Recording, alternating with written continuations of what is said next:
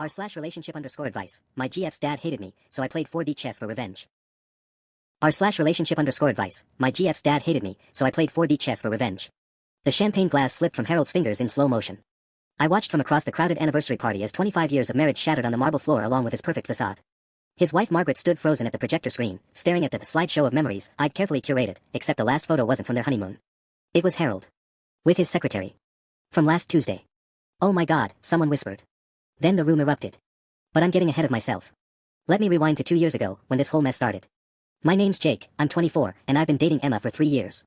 She's incredible, smart, funny, gorgeous, and somehow crazy enough to love a broke college student working part-time at Best Buy. The problem? Her father, Harold Brennan, successful real estate mogul and grade-A psychopath, has made destroying my life his personal hobby. It started subtle. Harmless comments about my major, computer science, apparently not prestigious enough. Questions about my prospects and whether I could provide for his daughter. Eye rolls when I couldn't afford the fancy restaurants he'd suggest for family dinners. Then it escalated. Harold started telling Emma's extended family that I was controlling and manipulative. He'd conveniently forget to invite me to family gatherings, then act shocked when I wasn't there. Oh, Jake couldn't make it. How unfortunate. Again. The worst part was watching Emma get torn apart in the middle. She'd defend me to her dad, then come crying to me about how stressed the whole situation made her. I'd comfort her, promise it would get better, but honestly, I was dying inside. This man was systematically destroying my relationship and making me look like a weakling who couldn't stand up for himself. 6 months ago, things hit rock bottom. Harold somehow found out about a minor issue I'd had with my manager at work, nothing serious, just a scheduling conflict, and called my district manager pretending to be a concerned customer who'd witnessed me being aggressive and unprofessional. I nearly got fired. That's when I realized Harold wasn't just trying to break us up anymore. He was trying to ruin my entire life. Emma was furious when she found out, but what could she do? Cut off her whole family. Her dad just denied everything, played the innocent victim, said I was paranoid and clearly unstable if I thought he'd do such a thing. That night, lying in bed listening to Emma sob herself to sleep, I made a decision. I was done being Harold's punching bag.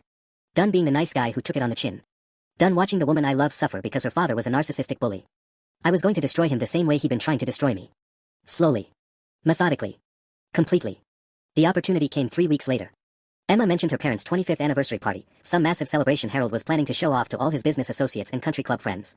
200 guests, professional photographer, the works. Margaret had been planning it for months. Dad wants it to be perfect, Emma said. Something about a big slideshow of their relationship through the years. That's when the plan started forming. See, I might just be a broke college student, but I'm really good with computers.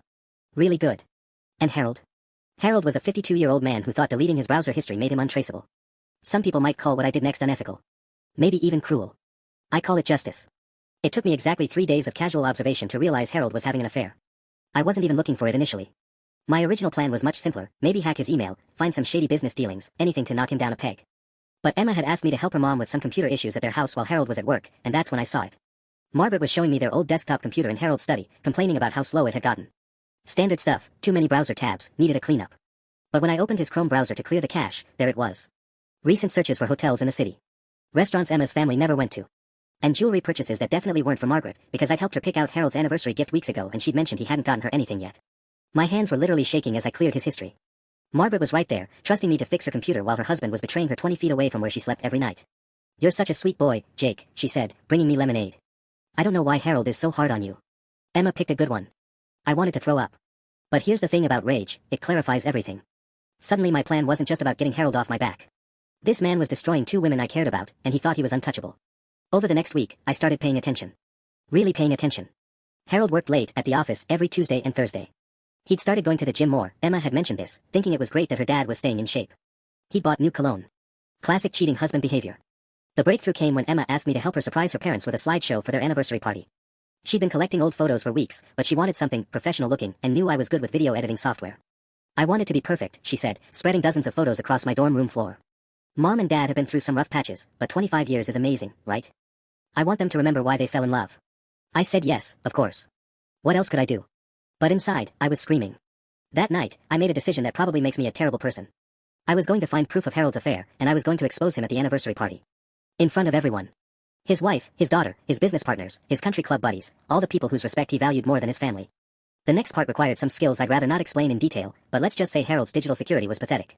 His affair partner was Rebecca Martinez, his secretary at the real estate office. I know, could he be more of a cliché? They'd been seeing each other for 8 months. 8 months while he was planning this anniversary party. 8 months while he was torturing me for not being good enough for his daughter. 8 months while Margaret was excitedly planning a celebration of their marriage. I had emails. Photos. Restaurant receipts charged to his company card. Hotel reservations. Even a video Rebecca had sent him that I immediately deleted because some things you can't unsee. But having evidence and knowing what to do with it were two different problems entirely. I couldn't just hand it to Margaret, she'd be devastated, and it would destroy Emma too. I couldn't confront Harold directly because he'd find a way to spin it, maybe even claim I'd fabricated everything. No, this had to be perfect. Surgical. Undeniable. The anniversary party was in 6 weeks. I had 6 weeks to figure out how to detonate Harold's life without destroying Emma's in the process. Game on. The planning phase was where my computer science background actually became useful. I approached Harold's destruction like debugging code, methodical, systematic, with multiple backup plans. My first breakthrough came during what I started calling reconnaissance dinners. Emma's family did these weekly Sunday meals, and Harold had stopped trying to exclude me after Emma threatened to skip them entirely. So there I was, eating Margaret's pot roast while mentally cataloging every detail about their lives. Harold, you've been working so many late nights lately, Margaret mentioned one evening, refilling his wine glass. I barely see you anymore. Big development deal, Harold replied without looking up from his phone. You know how it is, sweetheart. Success requires sacrifice. Emma squeezed my hand under the table, probably thinking her dad was just being his usual workaholic self. I squeezed back, knowing exactly what kind of sacrifice Harold was making on those late nights. That's when Margaret dropped the detail that changed everything. Well, just make sure you're not too exhausted for our anniversary trip to Napa next month, she said. I still can't believe you surprised me with that weekend getaway right after the party. Harold's fork froze halfway to his mouth. Just for a second, but I caught it. Of course not, he said. Looking forward to it. But I saw the panic in his eyes. The man had completely forgotten about his own anniversary weekend. Which meant he probably had plans with Rebecca that same weekend. This was getting better and better. The complications started 2 weeks later. Jake, I need your help, Emma said, bursting into my dorm room with tears in her eyes. It's about the slideshow. My stomach dropped. Had she found something?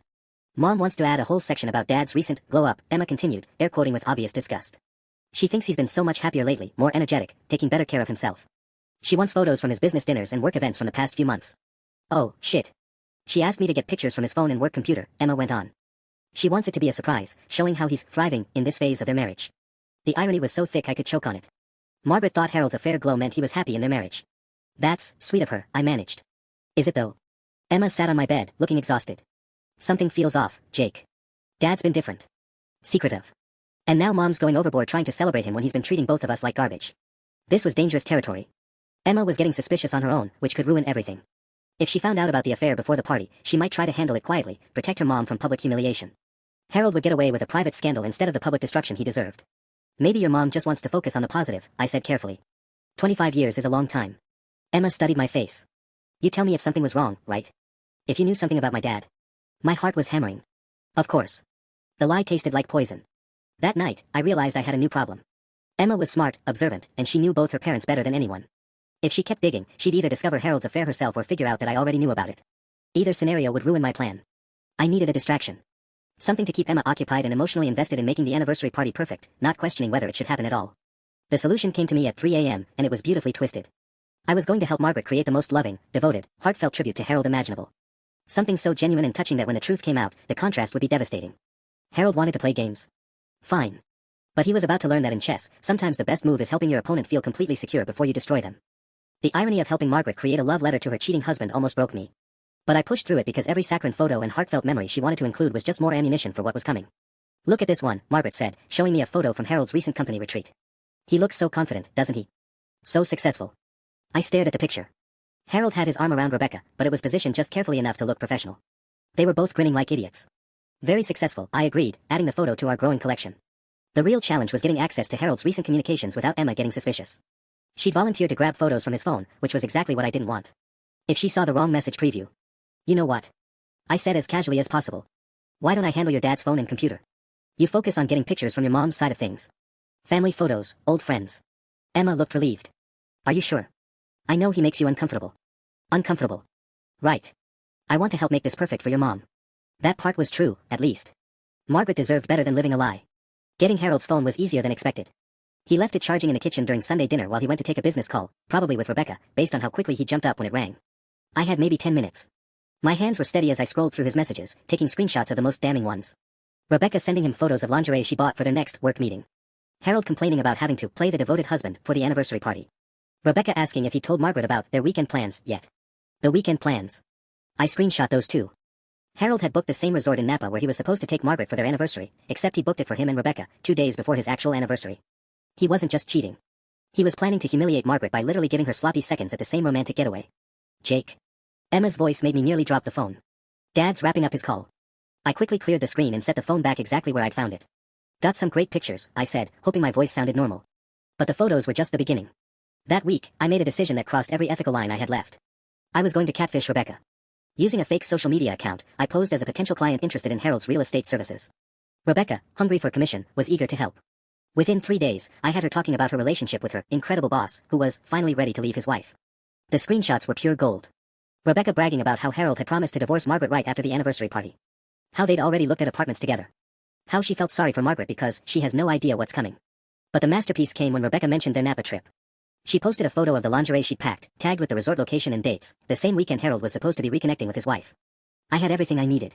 Photos, messages, hotel receipts, restaurant reservations, and a timeline that showed Harold wasn't just cheating, he was systematically planning to destroy his marriage while letting Margaret celebrate their love. The only question left was delivery. How do you detonate a bomb that will obliterate one person while leaving the people you care about with enough pieces to rebuild? The anniversary party was in 3 weeks. I had 3 weeks to figure out how to destroy Harold without destroying Emma. The countdown had begun. The first real complication hit me like a freight train during what should have been a routine coffee date with Emma. I think my parents are getting divorced, she said, staring into her latte like it held answers. My blood turned to ice. What makes you say that? Mom's been acting weird. She keeps asking me strange questions about Dad's schedule, his friends, whether I've noticed him being different lately. Emma looked up at me with red-rimmed eyes. And yesterday I caught her going through his credit card statements. Shit. Margaret was conducting her own investigation.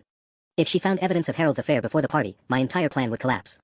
Worse, Emma would be caught in the crossfire of a messy private divorce instead of getting the clean public vindication she deserved. Maybe she's just planning something special. I offered weakly. Emma shook her head. She asked me if I thought Dad would ever cheat on her. Who asks their daughter that unless they already suspect something? My mind raced. Margaret was getting close to the truth, but she was also clearly hoping she was wrong. If I could redirect her suspicions just long enough to make it to the party. Your mom loves your dad, I said carefully. Maybe she's just feeling insecure because he's been working so much lately. The anniversary party might help them reconnect. Or it might be the last party they ever have together. Emma's voice cracked. Jake, what if everything's falling apart and we're just planning some elaborate celebration of a lie? The irony was suffocating. Emma was absolutely right, but I couldn't tell her that. Instead, I had to convince her to keep planning the very event that would destroy her father. Hey, I said, reaching across the table to take her hand. Whatever happens, we'll get through it together. But your mom deserves this party. 25 years of marriage deserves recognition, even if things aren't perfect right now. Emma squeezed my hand, and I felt like the worst person alive. The second complication came 3 days later, and it was worse. Harold cornered me outside my economics class, looking like he'd aged 5 years in 5 weeks. His usual smug confidence was cracked around the edges. We need to talk, he said, not bothering with pleasantries. He led me to a quiet corner of the student center, then turned to face me with the kind of intensity that made my skin crawl. Margaret's been asking questions, Harold said. About my schedule, my work events. She even called my office asking about business dinners I supposedly attended. He stepped closer. I know you've been helping with this anniversary slideshow. What exactly have you been telling my wife? My throat went dry. Harold suspected I was involved in Margaret's investigation. If he figured out how much I actually knew. I've just been helping Emma collect photos, I said. Your wife seems excited about celebrating your marriage. Harold's eyes narrowed. My marriage is none of your business, kid. And if I find out you've been stirring up trouble, filling Margaret's head with ideas. He let the threat hang in the air. I would never interfere with your family, I lied smoothly. But Harold wasn't buying it. Stay away from my wife. Focus on the photo slideshow and keep your mouth shut about everything else. Because if this party gets ruined because of your meddling, I'll make sure Emma knows exactly what kind of person she's dating. He walked away, leaving me standing there with the crushing realization that I was now fighting a war on 3 fronts, keeping Margaret from discovering the affair too early, keeping Emma from getting suspicious, and staying ahead of Harold's growing paranoia. 2 weeks until the party. 2 weeks to keep all these plates spinning without letting them crash down on the people I cared about. The pressure was becoming unbearable, but I was too close to quit now. The third complication nearly broke me. I was in Harold's home office, supposedly scanning old business photos for the slideshow, when I heard Emma's voice in the hallway getting closer. Nothing unusual there, except I had Harold's laptop open, and Rebecca's Facebook profile was displayed on the screen, showing a photo she'd just posted of champagne and rose petals with the caption, counting down to our special weekend 2 hearts. Jake. How's it going in there? My fingers flew across the keyboard, but the laptop was running slow. Rebecca's face smiled up at me from the screen as Emma's footsteps approached the door. I clicked frantically, but a new browser window decided that moment to freeze completely. Just finishing up. I called back, my voice pitched higher than normal. The door handle turned. Rebecca's photo was still there, frozen on the screen like evidence of my betrayal. In desperation, I slammed the laptop shut just as Emma walked in. Everything okay? She asked, noticing my flushed face. You look stressed. Your dad's filing system is chaotic, I managed, gesturing at the scattered papers I'd been using as cover. But I found some great shots of him with his old business partners. Emma smiled and kissed my cheek. You're amazing for doing this. I know being in Dad's space makes you uncomfortable. If only she knew how uncomfortable. But the real nightmare started that evening.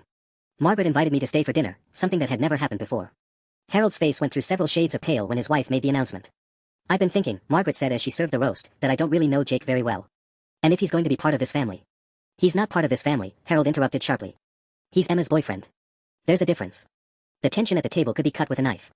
Emma shot her father a hurt look while Margaret continued as if he hadn't spoken. Jake, dear, Emma tells me you've been so helpful with the anniversary planning. I was wondering if you might help me with something else. My fork froze halfway to my mouth. Of course, Mrs. Patterson. Anything you need. I want to plan a surprise for Harold. A renewal of our vows during the party. She smiled at her husband, who looked like he might vomit. 25 years deserves a recommitment, don't you think? The irony was so thick I could taste it. Margaret wanted to renew her vows with a man who was planning to divorce her in 2 weeks. Harold sat there staring at his wife like she just signed his death warrant.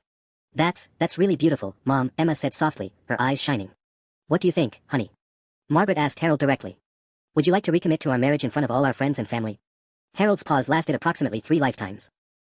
We should discuss this privately first. What's to discuss? Either you want to marry me again or you don't. Margaret's voice was light, but there was steel underneath. She knew. Maybe not the details, but she knew something was wrong. After dinner, Harold pulled me aside again, but this time he looked desperate rather than threatening. You have to help me, he whispered urgently. Talk Margaret out of this vow renewal thing. Tell her it's too much pressure, too complicated to organize. I stared at him in disbelief. You want me to sabotage your wife's romantic gesture? I want you to be practical. There's not enough time to plan properly. There's plenty of time to say, I do, again, Mr. Patterson. Unless there's some reason you can't. Harold's face went white. He knew that I knew. The question was, how much? 10 days until the party. The walls were closing in on all of us. I barely slept that night. Harold's panicked expression kept flashing through my mind, along with the horrible realization that I now held more power over him than I'd ever wanted. He was scared, genuinely terrified, and a cornered animal was always the most dangerous kind. The next morning brought a text from Rebecca that made my blood run cold, changed our weekend plans. Decided to surprise someone special at their anniversary party instead face-blowing a kiss. She was planning to crash the party. The same party where I was going to expose their affair. Rebecca showing up uninvited would create chaos, but not the controlled kind I needed. It would be messy, unpredictable, and worst of all, it might make Harold look like the victim instead of the villain. I needed to stop her without revealing that I knew about the affair. But how do you convince someone not to crash a party when you're not supposed to know they exist? I spent 3 hours crafting the perfect text. Hey, saw your post about surprising someone this weekend. Just wanted to give you a heads up that the Patterson anniversary party Saturday is going to be pretty boring, mostly older family friends and business colleagues. Probably not the kind of surprise your guy would appreciate in front of that crowd. Maybe a private celebration would be better. Smiling face with smiling eyes. I sent it from a fake Instagram account I'd created weeks ago, hoping Rebecca would think it came from a mutual friend looking out for her. My heart pounded for 20 minutes until she replied, Ugh, you're probably right. Private celebrations are more fun anyway, kiss mark. Crisis temporarily averted. But I was running out of fingers to plug all these holes. That afternoon, Emma called me in tears. Jake, I think Mom found something. What do you mean? She was going through Dad's credit card statements for party expenses, and she found charges at restaurants and hotels she's never been to. She asked me if I thought Dad might be taking clients to expensive places without telling her. My heart sank. Margaret was getting closer to the truth through her own investigation, which meant my carefully orchestrated timeline was accelerating beyond my control. What did you tell her? I said Dad's always been private about his business dealings. But Jake, some of those charges were from weekends when he told us he was playing golf with his college buddies. Emma was starting to put the pieces together too. I could hear it in her voice, that awful moment when you begin to suspect someone you love isn't who you thought they were. Maybe there's an explanation, I offered weakly. Maybe. But she didn't sound convinced. Jake, if he was doing something wrong, you'd tell me, right? The question hit me like a physical blow. Emma was asking me to be honest with her while I was orchestrating the biggest deception of my life. Emma, because I feel like everyone's keeping secrets from me. Mom's acting strange, Dad's been defensive about everything, and you've been different too. More tense. More secretive. She was right. The weight of what I was doing was changing me, making me paranoid and calculating. I was becoming someone I didn't recognize, and Emma was noticing. I just want what's best for your family, I said finally. That's not what I asked. The silence stretched between us, filled with all the things I couldn't say. How could I tell her that I was 7 days away from destroying her father in front of everyone she loved? How could I explain that I was doing it for us, for her, for the future I believed we deserved? Emma, I said carefully, whatever happens at this party, remember that I love you. And everything I've done has been because I love you. Jake, you're scaring me. What's going to happen at the party? Everything, I thought. Absolutely everything. 7 days. 7 days until everything either fell perfectly into place or exploded in my face like a bomb I built with my own hands. I was in my dorm room, staring at the wall and trying not to think about Emma's question, what's going to happen at the party? When my roommate Marcus walked in and immediately knew something was wrong. Dude, you look like death, he said, dropping his backpack. When's the last time you slept? Or ate something that wasn't energy bars and anxiety? I'm fine. You're not fine.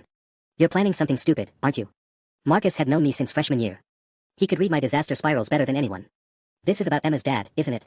I'd never told Marcus the details, but he knew Harold hated me. Everyone knew Harold hated me. Just drop it, Marcus. No way.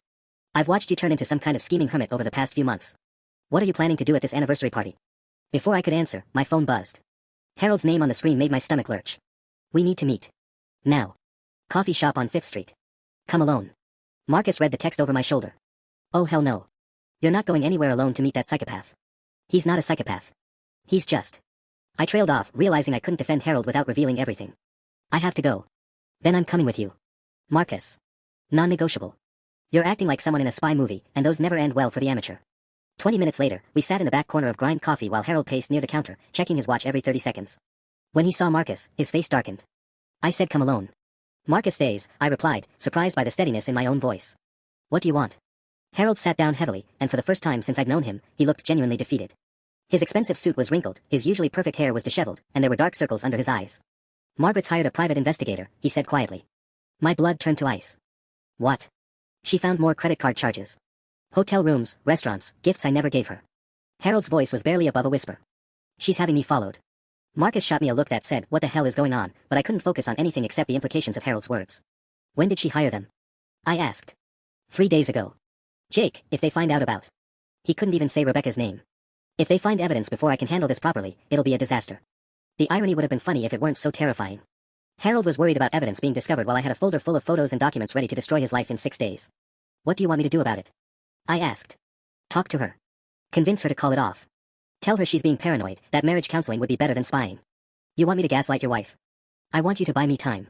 Harold's voice rose, causing other customers to look over. He lowered it again. 2 weeks. That's all I need. 2 weeks to figure out how to handle this without destroying Emma. Marcus leaned forward. Handle what, exactly? Harold's eyes darted between us, realizing he'd said too much in front of a witness. Nothing. Business complications. But his hands were shaking as he reached for his coffee cup. Mr. Patterson, I said slowly, what aren't you telling Emma about your business complications? The look Harold gave me was pure desperation mixed with barely contained rage. He knew I was fishing, but he couldn't figure out how much I already knew. 6 days, he said finally. After the party, we'll talk. Really talk. But until then, help me keep Margaret from doing anything irreversible. 6 days until I made everything irreversible myself. I stared at Harold across the coffee shop table, my mind racing. He was asking me to help cover up the very affair I was planning to expose in 6 days. The irony was so twisted I almost laughed. I can't convince your wife of anything, I said carefully. She barely tolerates me. She tolerates you more than she trusts me right now. Harold's admission hung in the air like smoke. Margaret thinks I see you as a threat to Emma's future. If you approached her with concerns about her investigative methods, she might listen. Marcus kicked me under the table. Dude, this is insane. You're not getting involved in their marriage problems. But Harold wasn't done. There's something else. The investigator Margaret hired. It's someone I know. Someone who has a grudge against me from a business deal that went south 5 years ago. My stomach dropped. What kind of grudge? The kind that makes him very motivated to find dirt, even if he has to enhance what he discovers. Harold's hands were trembling now. Jake, if he manufactures evidence or twists innocent situations into something they're not, it won't matter that I'm planning to come clean. The damage will be irreversible. A chill ran down my spine. What if this investigator found my planted evidence and presented it as his own discovery? What if he had already found it? My carefully orchestrated plan could be unraveling without me even knowing it. Who is the investigator? I asked. David Chen. Chen Investigative Services. Harold pulled out his phone and showed me a website. Margaret hired him Tuesday night. I memorized the name, already planning to research everything I could about this David Chen. If he was actively investigating Harold, he might have already discovered Rebecca. He might have photos, documentation, evidence that would expose the affair before Saturday's party. Mr. Patterson, I said slowly, what if the investigator has already found what he's looking for? Harold's face went white. He hasn't contacted Margaret with any findings yet. I know because she's still asking me questions instead of making accusations.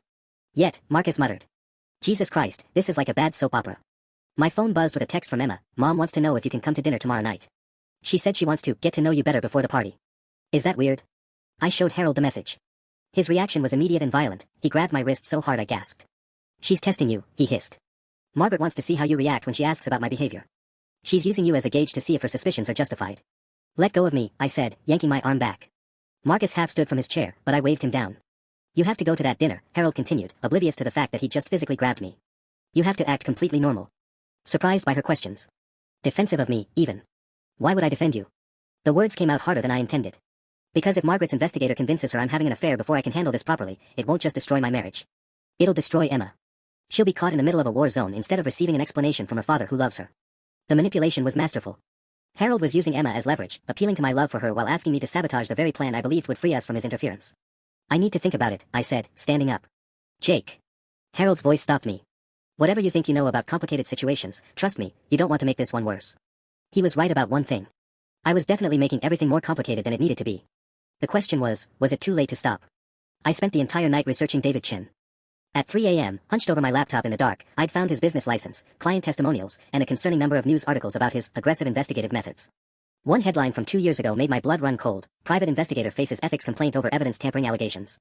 The charges had been dropped, but the article detailed how Chen had allegedly planted recording devices and manufactured compromising situations to catch cheating spouses. If Harold was right about Chen having a personal grudge, there was no telling what he might do with any evidence he found, including mine. By morning, I'd made a decision that terrified me. I had to get to my planted evidence before Chen did. The storage unit I'd rented under a fake name was across town. As I drove there, my hands were sweating so badly I could barely grip the steering wheel. What if Chen was already watching the unit? What if this was a trap Harold had somehow orchestrated? But when I pulled up to Storage Max, the parking lot was empty except for an old man loading boxes into a truck 3 units down. My hands shook as I entered the combination. Inside, my folder of photographs and documentation sat exactly where I'd left it, but something felt wrong. The papers weren't quite aligned the way I remembered. Had someone been here? I grabbed the folder and rifled through it. Everything was still there, photos of Harold and Rebecca at 3 different hotels, copies of his credit card statements, receipts from jewelry purchases that never made it home to Margaret. But tucked between 2 photos was something that definitely hadn't been there before. A business card. David Chen, private investigator. On the back, handwritten in blue ink, call me. We should talk. D. My legs nearly gave out. Chen had found my evidence. He'd been inside my storage unit, gone through my carefully collected proof, and left his calling card like some kind of detective novel villain. I drove home in a panic, the folder clutched against my chest. How had he found the unit? How long had he been watching me? Most importantly, what did he want?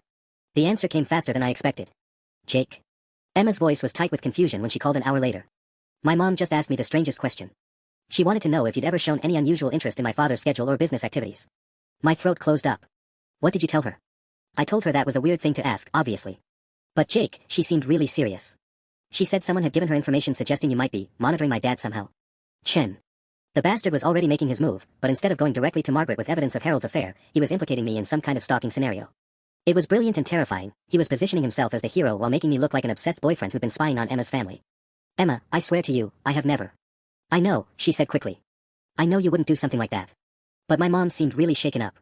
She's talking about canceling the anniversary party. Canceling. The word came out as a croak. She says she needs time to sort some things out before celebrating. Dad's been trying to talk her out of it, but she's not budging. Jake, what is going on? Everyone's acting completely insane. 6 months of planning, and it was all falling apart because of a private investigator with a grudge and questionable ethics. If Margaret canceled the party, my entire elaborate revenge plot would collapse. Worse, Chen seemed determined to frame me as some kind of stalker, which would not only ruin my relationship with Emma but potentially land me in legal trouble. I had to make a choice, abandon my plan completely, or find a way to outmaneuver both Harold and Chen before everything exploded. The anniversary party was in 5 days. The solution came to me while I was throwing up in my bathroom at 4 a.m. Chen wanted to play games. Fine. But he'd made one crucial mistake, he'd revealed himself too early. If I could prove he was manufacturing evidence against me, it would discredit anything else he tried to present about Harold's affair. The problem was, I had less than 5 days to pull it off. I called in sick to work and spent Thursday morning conducting surveillance on the investigator who was surveilling me. Chen Investigative Services operated out of a strip mall office between a nail salon and a tax preparation service. I parked across the street with a baseball cap pulled low and waited. At 10:30, David Chen emerged. He was nothing like I'd imagined, a short, thin man in his 50s wearing a rumpled suit and driving a Honda Civic that had seen better days.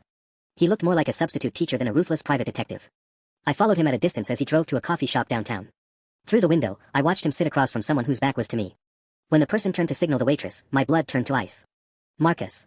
My best friend was having coffee with the private investigator who was trying to frame me. I sat in my car for 20 minutes, watching them talk. Marcus was animated, gesturing with his hands, while Chen took notes. When they finally shook hands and parted ways, I felt like I was going to be sick again. Marcus had sold me out. But why? I followed Chen back to his office, then drove straight to Marcus's apartment. I didn't bother knocking. What the hell are you doing? I demanded as soon as he opened the door. Marcus had the decency to look ashamed, but he didn't deny it. Jake, sit down. Let me explain. Explain how you're working with a private investigator to destroy my life. I'm trying to save your life, you idiot. Marcus exploded. Do you have any idea how deep you're in? Chen showed me photos of you breaking into that storage unit, following Harold around town, taking pictures through hotel windows. You look like a complete psychopath. I never broke into anything. I rented that unit legitimately. Under a fake name. With a fake ID. Jake, Chen has documentation of everything you've done for the past 6 months. If he takes this to the police, you're looking at stalking charges, harassment, possibly breaking and entering. I sank onto his couch, the weight of everything crashing down on me. So you decided to what? Help him build a case against me. I decided to try to convince him not to ruin your life. Marcus sat down across from me, his expression serious. Chen doesn't give a shit about Harold's affair. His grudge isn't with Harold, it's with Harold's business partner from 5 years ago. Someone named Richard Patterson. Patterson? Like Harold's. Harold's younger brother. The golden child who got all the family money and left Richard Chen's construction company high and dry when a deal fell through. Marcus pulled out his phone and showed me a news article. Chen's been waiting 5 years for a chance to hurt the Patterson family. When Margaret hired him, it was like Christmas morning. The room was spinning. Chen wasn't just investigating Harold, he was targeting the entire Patterson family for revenge. I was just collateral damage in a war I didn't even know was being fought. There's more, Marcus said quietly. Chen knows about your plan. He's going to let you go through with exposing Harold at the anniversary party. What? Why would he? Because he wants maximum damage. A public humiliation that destroys Harold's marriage, ruins Emma's relationship with her father, and gets you arrested for stalking all in one night. Marcus met my eyes. Jake, he's not trying to stop you. He's counting on you to do his dirty work for him. My phone buzzed with a text from Emma, party's back on. Mom changed her mind. Saturday 7 p.m. Can't wait to celebrate with you. Red heart. I stared at the message, realizing with horrible clarity that I was walking into a trap of my own making. The pieces were falling into place, but not in the way I'd planned. Chen wanted me to destroy Harold at the anniversary party because it would give him the perfect revenge against the Patterson family while simultaneously getting me arrested. Margaret had mysteriously changed her mind about canceling the party, which meant Chen had probably convinced her that catching me, in the act, was the best way to protect her family. I had 48 hours to figure out how to expose Harold's affair without walking into Chen's trap. There has to be a way, I told Marcus as we sat in his living room Friday morning, surrounded by empty coffee cups and printouts of everything we'd been able to find about Chen's grudge against Richard Patterson. Some way to get the truth out without me looking like a stalker. Jake, listen to yourself. You've been stalking Harold for 6 months. I've been documenting his affair. With a fake ID, following him around, breaking into hotel parking lots to photograph him, Marcus held up his hand when I started to protest. I'm not judging you, man. Harold's a piece of shit who's had it coming. But legally speaking, Chen has enough to bury you. My phone rang. Emma. Hey babe, quick question. Mom wanted me to ask if you could come over tonight to help set up for tomorrow's party. She specifically requested you, which is weird because usually she handles everything herself. Another trap. Margaret wanted me at the house so Chen could plant more evidence or catch me doing something suspicious. I'm actually not feeling great. Food poisoning, I think. Oh no. Do you need me to come over? No, don't risk getting sick before your parents' party. I should be fine by tomorrow. After I hung up, Marcus was staring at me with a strange expression. What if you don't show up? To the party? Emma would never forgive me. No, I mean what if Jake doesn't show up, but the evidence of Harold's affair still gets revealed? I frowned. What are you talking about? Marcus started pacing, the way he did when he was working through a complex problem. Chen's plan only works if you're there to take the fall. But what if someone else exposed Harold? Someone with a legitimate reason to investigate him? Like who? Like his wife's private investigator. The idea was insane, but as Marcus explained it, I started to see the twisted brilliance. We would feed Chen information that would force him to choose between his revenge against the Patterson family and his professional obligation to his client. If we could make it look like Chen had discovered the affair through his own investigation rather than through my evidence, he'd have to decide whether to protect Harold or report his findings to Margaret. It won't work, I said after he finished explaining. Chen wants Harold destroyed. He's not going to protect him. But he doesn't want to look like he was incompetent for 6 months while you were gathering better evidence than him. If we make it seem like he just discovered the affair through legitimate channels, he can be the hero who exposed it instead of the detective who got outsmarted by a college student. We spent the rest of Friday crafting our counterplan. Using a burner phone, Marcus would anonymously tip Chen off to a secret meeting between Harold and Rebecca at a hotel downtown, a meeting I would ensure actually happened by sending Harold a fake text from Rebecca's number requesting an urgent rendezvous. The beauty of the plan was that Chen would think he was conducting his own investigation, completely unaware that we were manipulating him into discovering evidence we'd already collected. When he reported back to Margaret, it would be his professional recommendation to confront Harold, not the result of some stalker's vendetta. Saturday morning, I sent the text to Harold, need to see you urgently. Room 412, downtown Marriott, 3 p.m. Come alone. R. By 2:30, Marcus confirmed that Chen had taken the bait and was positioned in a hotel lobby with his camera. Phase 1 was in motion. In 4 hours, I'd either be at an anniversary party watching my girlfriend's father get exposed as a cheater, or I'd be in handcuffs watching my entire life fall apart. The real question was whether I'd outsmarted Chen, or whether he was still 3 steps ahead of me. At 3:15 p.m., my phone exploded with notifications. Marcus was sending me live updates from his position across the street from the hotel. Chen went up. Harold arrived 10 minutes late looking pissed. Hotel security just went upstairs. Multiple guys. Fuck. Police just pulled up. My blood went cold. This wasn't part of the plan. I called Marcus immediately. What the hell is happening? I don't know, man. Chen went up to the 4th floor, then like 10 minutes later hotel security and cops showed up. Harold's car is still in the parking lot. Did Rebecca show up? That's the thing, I never saw her go in. Just Harold and Chen. My mind raced through the possibilities, each one worse than the last. Had Chen figured out we were manipulating him? Was this some kind of setup to get Harold and me both arrested? Or worse, what if Rebecca had actually been at the hotel for a legitimate reason and walked into our fake meeting? I'm coming down there, I said, but Marcus cut me off. No. Stay away. There are cops everywhere. Whatever happened, you don't want to be anywhere near this. I hung up and immediately tried calling Harold. Straight to voicemail. Then I tried Rebecca's number, the real one I'd found weeks ago. It rang twice before a man answered. Patterson residence. Is Rebecca there? She's at the hospital. This is her husband. Who's calling? The hospital. My fake text had sent Harold to meet Rebecca while she was dealing with some kind of medical emergency. The guilt hit me like a truck, but before I could respond, the man continued. If this is about the situation at the hotel, the police already have our statement. Rebecca was never there. He hung up, leaving me staring at my phone in horror. Chen had gone to the hotel expecting to catch Harold in an affair, but instead found him alone in a room he'd rented under suspicious circumstances. To any investigator, it would look like Harold was either meeting someone for blackmail, conducting illegal business, or worse. My phone rang. Emma. Jake, something's wrong. Mom just got a call from her investigator, and now she's crying and won't tell me what happened. She canceled the caterers and sent everyone home. Dad's not answering his phone, and I'm scared. I'm sure it's nothing. The party's off. Like, completely off. Mom locked herself in her bedroom and told me to tell everyone the anniversary celebration is cancelled indefinitely. Emma's voice was shaking. Jake, what if something happened to Dad? What if he had an accident or... I'm coming over. No. Her response was so sharp it caught me off guard. Mom specifically said no visitors tonight. She was really weird about it, like she was afraid someone might show up. After Emma hung up, I sat in my apartment trying to piece together what had gone wrong. Chen had caught Harold at the hotel, but without Rebecca there, what evidence could he have found? Unless Chen had planted something. Evidence of the affair that he could claim to have discovered, or something worse that would implicate Harold in illegal activity. Chen wanted to destroy the Patterson family, and a cheating scandal might not be enough. But criminal charges? That would ruin Harold completely. My phone buzzed with a text from an unknown number. Stop looking for answers you won't like. Some games have consequences beyond what you planned. The anniversary party isn't the only thing that got cancelled today. Chen. He was letting me know that whatever happened at the hotel, it was bigger than my little revenge scheme. He'd found a way to destroy Harold that had nothing to do with Rebecca, and now I was completely in the dark about what came next. The worst part? I'd handed him Harold on a silver platter. I spent Saturday night refreshing news websites and social media, searching for any mention of Harold Patterson or incidents at the downtown Marriott. Nothing. The silence was somehow worse than bad news would have been. Sunday morning brought a call from Emma that made my stomach drop. Jake, I need you to tell me the truth about something. Her voice was cold, distant. Were you really sick Friday night? My mouth went dry. What do you mean? Mom's investigator came by this morning. He had photos, Jake. Photos of you outside our house last week, photos of you at places you never told me you'd been. He thinks you've been following Dad. Chen was making his move, positioning me as the obsessed boyfriend who'd been stalking Harold. It was brilliant and terrifying. Emma, I can explain. Can you? Because right now it looks like my boyfriend has been secretly investigating my family for weeks. The investigator thinks you might have been trying to blackmail Dad or something. She was crying now. Please tell me this is some kind of misunderstanding. I had seconds to decide, come clean about everything, or try to maintain the lie and hope I could salvage this. But Emma deserved better than more deception. You're right. I was following your dad. The silence stretched for what felt like hours. Why? She whispered. Because he's been trying to destroy our relationship for 2 years, and I was tired of being helpless. I thought if I could find something, anything, to prove he wasn't the perfect father you think he is, maybe you'd finally see what he's been doing to us. So you stalked him? Like some kind of psychopath? I was trying to protect what we have. Your dad has been sabotaging me since the day we met. The job thing, turning your relatives against me, trying to set you up with other guys. That's not stalking, Jake. That's just Dad being overprotective. Overprotective? Emma, he tried to get me fired. He told your aunt I was dealing drugs. He's been poisoning everyone against me while pretending to be supportive to your face. Another long silence. When she spoke again, her voice was barely audible. Even if that's true, following him around taking pictures. That's not normal, Jake. That's scary. Before I could respond, I heard a male voice in the background. Emma, we need to wrap this up. Who's there? I asked. Detective Morrison. He wants to ask me some questions about your behavior lately. My blood turned to ice. Emma, don't say anything without a lawyer present. Why would I need a lawyer? I haven't done anything wrong. The accusation in her voice was clear, unlike you.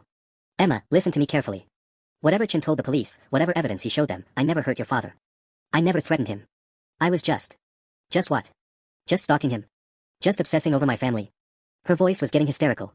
The investigator showed Mom photos of you going through our trash, Jake. Our trash.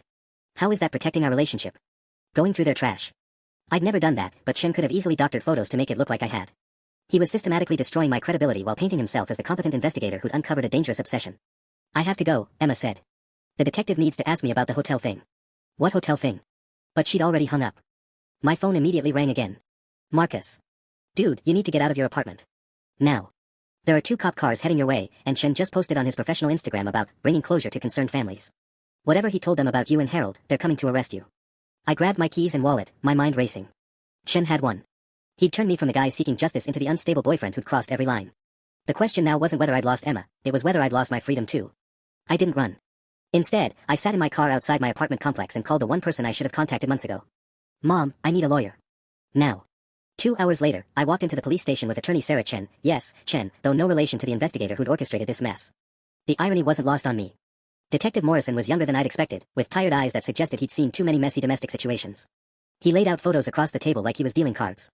Mr. Thompson, we have evidence that you've been stalking Harold Patterson for several weeks. Can you explain these images? The photos showed me outside the Patterson house, following Harold's car, and, most damning, apparently rifling through their garbage. That last one was clearly doctored, but explaining that would make me sound paranoid. My client was conducting surveillance on Mr. Patterson due to ongoing harassment, Sarah said before I could speak. We'd like to file a counter-complaint. Morrison looked skeptical. Harassment? Mr. Patterson's family hired a private investigator because they were concerned about your client's obsessive behavior. Detective, Sarah continued calmly, has Mr. Patterson been located yet? It's been over 48 hours since he disappeared from that hotel room. Morrison's expression shifted slightly. That's an ongoing investigation. An investigation into what, exactly? Because my client sent Harold Patterson to that hotel under false pretenses, yes, but for the purpose of catching him in an affair, not to harm him. I stared at Sarah. We hadn't discussed this strategy. Your client admits to luring Mr. Patterson to the hotel. My client orchestrated an elaborate plan to expose Mr. Patterson's affair with a woman named Rebecca Martinez. He sent fake text messages to arrange a meeting, intending to have the affair documented. However, Ms. Martinez was never involved. She was at the hospital with her sick daughter that night. Morrison leaned forward. So your client sent Mr. Patterson to meet someone who wasn't there? Correct. What my client didn't anticipate was that someone else was also planning to be at that hotel that night. Sarah pulled out a folder I'd never seen before. Chen Investigations was hired not just to investigate my client, but to build a case against Harold Patterson for insurance fraud. The timing of Mr. Patterson's disappearance, coinciding with my client's amateur revenge plot, provided the perfect cover. My jaw dropped. Harold's missing because of insurance fraud? Morrison glanced between us. How did you? Because Chen played everyone, Sarah said. He needed Harold isolated and vulnerable. My client's stalking provided the perfect distraction while Chen gathered evidence of Mr. Patterson's fake injury claims and offshore accounts. When Harold showed up at that hotel room alone, Chen was waiting, not to catch an affair, but to arrest him for fraud. The pieces clicked into place. Chen hadn't been hired by Linda to investigate me, he'd been investigating Harold all along. My revenge plot had just made his job easier. Where's Harold now? I asked. Morrison sighed. Federal custody. The insurance fraud charges are extensive. 2 weeks later, I sat across from Emma at a coffee shop we'd never been to together. She looked exhausted, older somehow. Dad's looking at 5 to 7 years, she said quietly. Mom's filing for divorce. Emma, I'm sorry. I never wanted. You wanted to destroy him, she said. Well, congratulations. You got your wish.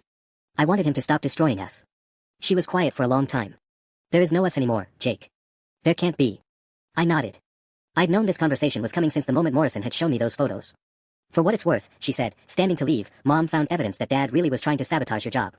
Chen showed her the emails. It was the closure I thought I wanted. But sitting alone in that coffee shop, watching Emma walk away forever, I realized that winning had never been the point. The point had been keeping her. And I'd lost at the moment I decided to play the game at all.